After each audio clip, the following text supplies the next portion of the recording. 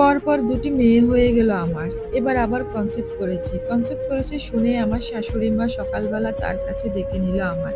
তারপর মুখ কুঁচকে বলল, "বৌমা শুনেছি আবার নাকি পেট বাঁধাইছ?" শাশুড়ি তো মায়ের মতোই। মার মুখ থেকে এমন ধরনের কথা শুনতে মোটেই ভালো লাগে না। তিনি ইচ্ছে করেই তো কথাটা সুন্দর করে বলতে পারতেন। তবুও আমি কোমল গলায় বললাম, "জি মা, কনসেপ্ট করেছি।" এবার শাশুড়ি মা উদাস গলায় বললেন, "এবারও কি মেয়ে জন্ম দিবে নাকি?" আমি চোখ নিচু দিকে তাকিয়ে কাঁপা কাঁপা গলায় বললাম, "মা, সন্তান দানের মালিক তো আল্লাহ। আমি তো জানি না আমার কি সন্তান হবে। আমি হইলাম একজন মানুষ।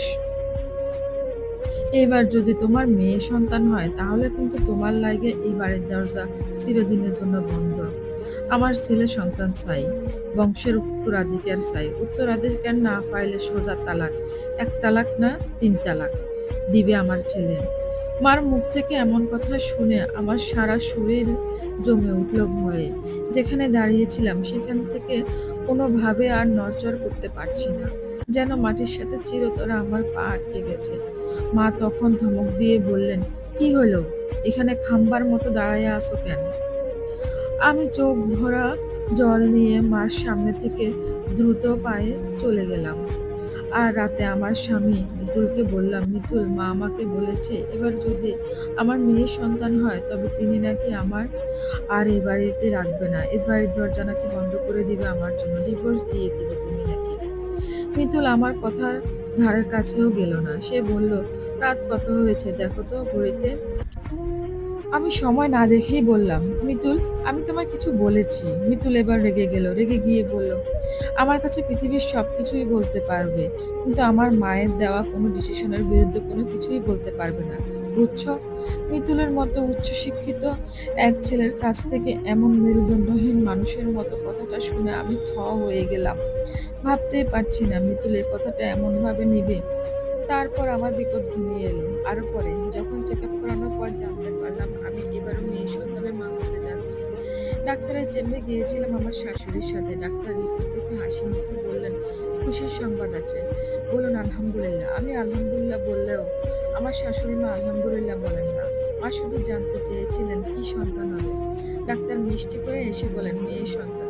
মেয়ে সন্তান হবে এ কথা শুনে আমার শাশুড়ি মা ডাক্তারের চেম্বার থেকে বেরিয়ে এসে আমায় বললেন, "মাগো, সন্তান দানের মালিক আল্লাহ। তিনি ইচ্ছা করছেন এইবার তোমার মেয়ে সন্তান হইব।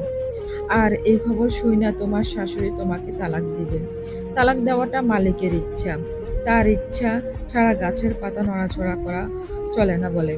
মার কথা শুনে আমি ভয়ে থরথর করে কাঁপছি। কি করব না করব বুঝতে পারছি না। চোখ দিয়ে টপ টপ করে জল গড়িয়ে পড়ছে। মা বললেন, "সব আল্লাহর ইচ্ছা। কান্নাকাটি করো না মা। তোমার দুঃখ দেখে তোমার প্রতি আমার সামান্য দয়া করতে পারি।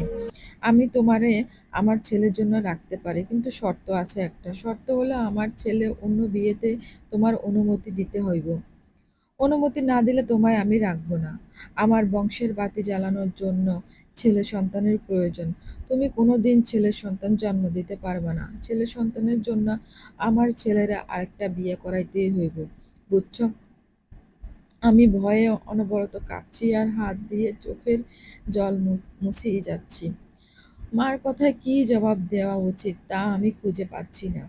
আমার স্বামী মিতুল মা ভক্ত ছেলে। মা যদি বলে, "এখন তোর বউয়েরকে তালাক দে", সঙ্গে সঙ্গে সে তালাক দিয়ে দিবে। তার মা যদি বলে, "তোর আরেকটা বিয়ে করা দরকার", সে সঙ্গে সঙ্গে বিয়ে করতে রাজি হয়ে যাবে। আমি কি করব এখন বুঝতে পারছি না। এই প্রচণ্ড শীতের সন্ধ্যায় আমার সমস্ত শরীর ঘামছে।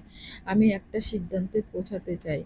১ হলো আমার স্বামী থেকে সেপারেট হয়ে যাওয়া, আর ২ হলো ওর ২য় বিয়ে মেনে নেওয়া। কোনটা করব আমি? আসলে কোনটা করা উচিত আমার? আমি কাঁদতে লাগলাম আর কাঁদতে কাঁদতে বললাম,